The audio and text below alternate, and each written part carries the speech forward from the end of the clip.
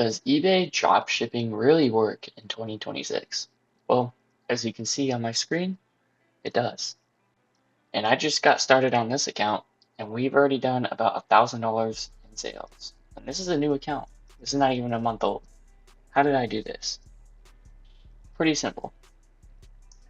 Because as you can see, if I were to go on my profile here, it'd be pretty hard to upload over 1,379 items by yourself, obviously. That's where DroboAI comes into play. DroboAI is an all-in-one store ran by AI, so it's really cool. You can get your 3-day trial once you click, and you can get a promo for 3 days and try it out yourself. This is the best bot on the market. It's all cloud-based. You can do multiple accounts at once. As you can see, it tells you your balance of your next payout with all of your accounts combined.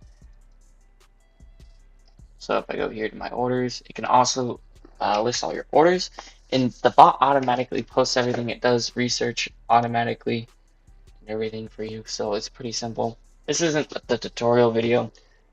You can go in the community or on the help page, there's a tutorial, but this is more of just like showing you guys what I use. It's actually, you probably don't even need a tutorial to set this up.